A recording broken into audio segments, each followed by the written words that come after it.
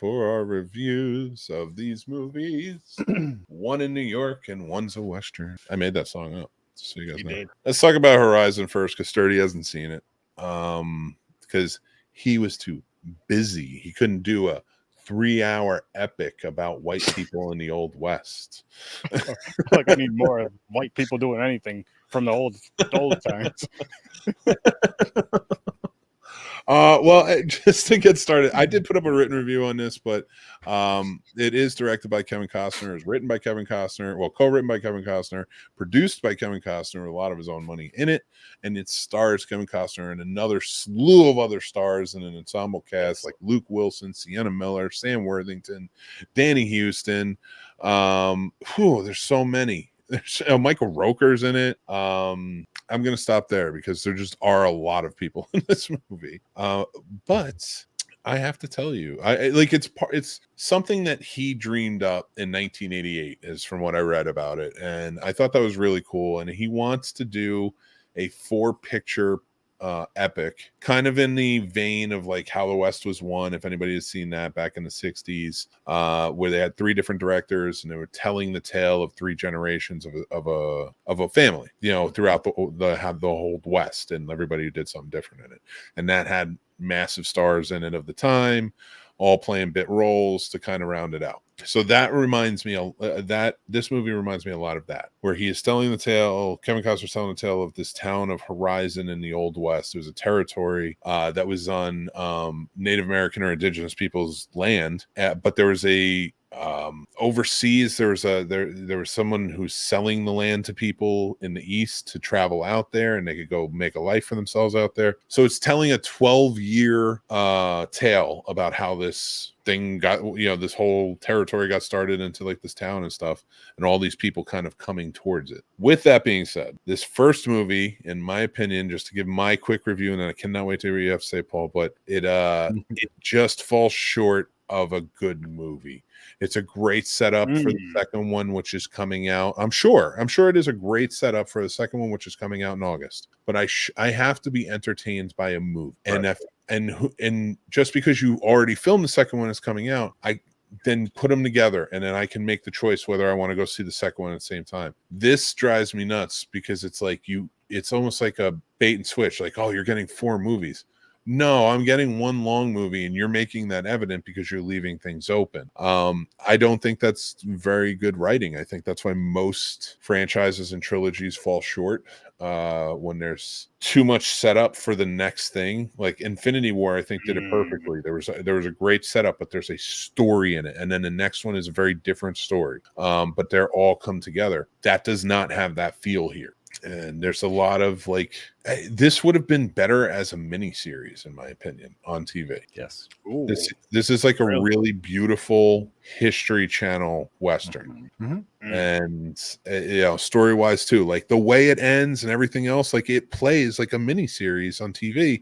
And I don't want to sit in a theater for 3 hours for no real story, just vignettes to set me up for something. That's my grift. Yeah, I'm still excited when the second one comes out, because now they've got the green light to work on 3 and 4. Yep. So I'm gonna guess that he wrote and made the first and second one as one long movie. So like I'm sure it's gonna come together, and that 6 hours or whatever it is will be really good. I'm not gonna keep watching a 6-hour Western epic over and over again, let alone 2 other movies on top of that. It's like 12-hour epic Western. No, I doubt it, but I still have to be able to revisit. It's the best way to explain it is like a TV episode. Yeah. Maybe the whole season has a through line, right? Maybe the whole season has been spent getting us from here to here. But in each individual episode, there's a story, or sometimes many subplots, in it. But there's a story in each episode, because if there wasn't, and it was just questions to get to the next one, then you have the show lost. And that is why everybody's unsatisfied. So keep that in mind when you're making these trilogies and all this shit. Like you got to have a movie that's entertaining on its own. Like Back to the Future still has a great story. Back to the Future 2 still has a great story. Yes, you need 3 to finish it, but I'm entertained by the story. I can watch that by itself. I know I'm using a lot of hyperbole, and I'm throwing in a lot of metaphors. Just to kind of throw into next week's episode, but I'll use Pearl, X, and now Maxine. Pearl and X, I feel like they go together great. We watch X first because X is wild, crazy, kind of pulls you in. Pearl tells the story, explains everything. Maxine will complete the whole story, and I love it. That's a great. But each story works. Yeah, and you can watch them individually. Is what I was getting at. Like, you can watch each one of those. Well, the first two I can vouch for because I watched the first. You can watch both of those individually. It's not like what you're saying with this movie, to where it's 3 hours of now I got to watch another 3-hour movie of this is what happens. But to this, sorry, go ahead, Paul. I was just gonna say, to this movie's credit, though, I didn't dread that 3 hours. I didn't think it was the absolute worst because I mean, it was just a lot of story, like you said, it was a lot of setup. So, and when any times I started to feel myself almost getting bored with a certain story, that's when it switched to a different family or a different place out in the West. So I think they did understand the pacing okay, but I do feel the second one, especially how they ended this one, is going to be a lot of action as opposed to this one did have some, but not a lot. I think this is a great one that can almost bridge the gap for, let's say, my generation, even my parents, because I saw it with my parents. Mm-hmm. They absolutely loved it because they'd rather a story than just nonstop killing things. I do enjoy a great story. No. I please don't mistake that. I can just take a Western that doesn't have all the shooting and killing. Right. This one, and I can take a 3-hour movie too. And in fact, I was fine with this being 3 hours because I do like Kevin Costner. I've liked a lot of his Westerns. This is an ambitious project. My issue with this one is, they show the trailer at the end for the next movie, and it does look like a lot more action and stuff like that. But I didn't even meet the wagon train and Luke Wilson's character until the end. And all of the people, like, there's only 2 people that survive that are, Sienna Miller and her daughter's character in the movie, that whole raid. Right. And it's brought back, and I barely get any of their story. Like, so you gave me interesting bits. And in fact, the most interesting part of this was the one that followed the indigenous tribes. Yeah. I actually kind of wanted more of that because I'm like, you're setting things up here, and I don't even think you know it. Mm-hmm. You know what I mean? So it's like, so I agree. Like, I mean, I get it, but like, I just felt like that's why I fell short on story. It's like, you're on to the next one, and it's like, I don't mind taking a breather, but you didn't even give me anything in the last scene. Right. So that's just where my stance on is. Again, I think both will be great together. Yes. So, but we both did differ on this one. You gave it a 3, and I gave it a 2.5. Mm-hmm.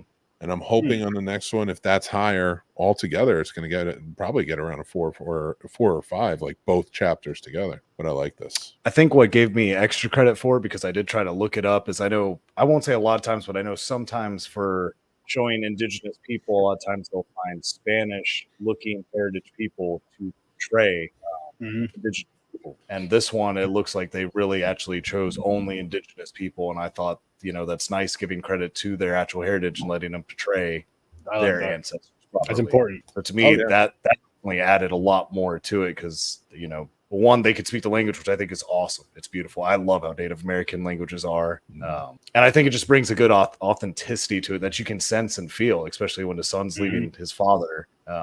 You feel that tension even more because it's such a big thing of, the son saying, okay, I'm leaving my father, and the father being okay with it. And I don't know. I loved it. It was. And then that whole scene, like there was more drama than I got in, with the exception of the raid, which I thought was so dramatic and everything was played really well. Again, though, the acting for me was like, these actors have given some really great performances, but in this, they didn't, again, it felt like TV. Right. And that's not, and when I say TV, I mean like TV of old. Yeah. It felt a little more soap opera-ish. Yeah. Like, I'm not, of course, talking about Breaking Bad, one of the pinnacles of, you know what I mean? Like, it felt like a History Channel level of acting. Yeah. Great, but it's just not for this epic of a scope, in my opinion. But again, we'll see what happens. I do like your points on that, and it's actually kind of bringing me back around a little bit. So who knows? Maybe it will get a half point up there. I don't know. I haven't decided yet, but I'm gonna get sturdy in the conversation. Well, Paul, I know are you excited to see the next one? Yeah, I'm super excited. I can't wait for August because when they told us both dates for these movies, I was super excited. So I'm ready for August. Very cool. Yeah, we will be reviewing it, guys. We're gonna go back to it Right. because I want to see how it ends. All right, A Quiet Place, day one. All right, this was all right. This is a movie that follows A Quiet Place storyline, but it is Lupita Nyong'o who takes on the role as our main protagonist in this, and Joseph Quinn, who plays sort of her ally throughout. It's when these aliens, these like hearing aliens from the first two movies first come down. It's day one. It takes place in New York City. Lupita plays a terminally ill cancer patient who takes a little field trip to the city where she grew up, her apartment was and everything, but she wants to go back and kind of relive some things from her past, but the aliens show up and then it becomes a fight for survival. I am going to say this. I don't dislike A Quiet Place or A Quiet Place 2. I think actually rewatching A Quiet Place 2 recently, I think they actually go up with each passing one. I think they got better over each one. It's definitely the acting because no offense, John Krasinski, but he's not the strongest actor in my opinion. And comparing like that's evident when he's with somebody who's like a different caliber, a really good actor, and that's Emily Blunt. Like Emily Blunt is a top caliber actor, one of the best in my opinion. I think she's one that every time I see her in a different role, she kind of encompasses the role. I don't always see Emily Blunt, I see the character, and I think that's a true testament. And I know I'm going on and on about that, but then you add Cillian Murphy the second one, and it's like, well, yeah, top caliber actor. So with that, all that being said, by this third one, Peter Nwanga, who I think is one of the best actors ever. We were kind of having this conversation earlier, and I think we were more talking about males, but from female, and we can go over everything in between. But the female aspect, like Lupita Nyong'o, is like top. Like she just makes everything better. Yeah, she's amazing. Yeah, and this movie was no different. Her facial expressions, because most of it's just silent. They barely talk. I love the fact that they were talking during the rain. Yeah, they realize they can't hear them when it's raining. Introduced a lot more. I felt like this one more than any other one opened it up to more stories. Yes. So I thought that was kind of cool. I feel like 2 kind of ended it. So like if you want to keep going back to the day ones or day 2s, like the early days, that could be kind of cool. I like the big city scope. Yeah, it's very open, and they could do a lot with it. I could see them branching off and coming out with a TV show based off this, or like a series. Yeah, with it. I'm not saying that's the correct route, but I could see them doing it. I guess. Lupita blew me away. She blew me away in Us, and I absolutely love the movie Us. I didn't think I could. I didn't think I could love her acting more than that movie. And then they came out with this, and she was superb. I bought everything about her. I forgot about Us in watching this. And I think that's a true testament to any actor. If you have a role that you are great in, that, I'd say a majority of the horror community might remember you in, and you can be in another horror, and people just like, I completely forgot. I mean, they did this movie so well. Like, we had a theater full of, everyone ranging from probably 13 years old to maybe like late 40s, and everyone's talking, people are cutting up, the high schoolers and stuff are all being loud in the back. The second this movie started till it finished, it was dead silent. Like, you could have heard a church mouse fart. So they did a superb job doing this movie, just like the other ones. Like you said, I think they raised the bar, because I mean, if you can capture every generation's attention like that, to where no one was even getting popcorn during like those silent tense scenes. Nobody was rustling around or anything.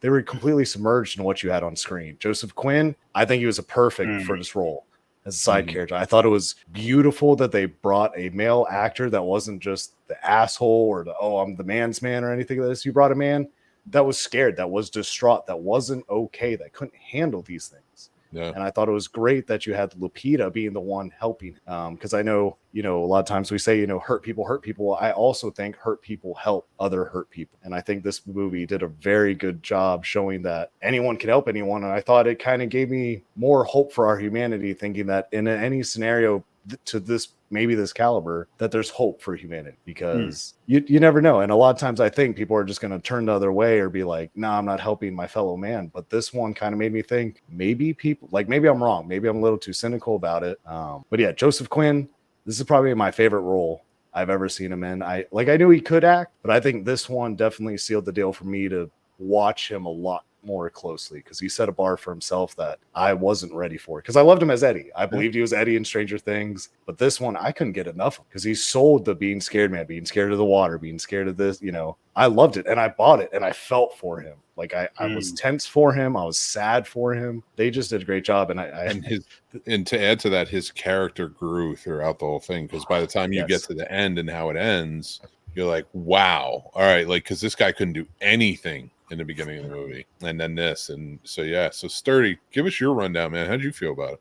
Just listening to you two, I think I need a better theater experience, and more so just because there was some little crotch goblins sitting behind me. And they were loud a lot in the movie, and I was getting mad, but I'm like, they're little kids. You can't fight children. So you can try. I'm not gonna, but you can try. I won't fight anybody's children. Don't worry. But I don't know.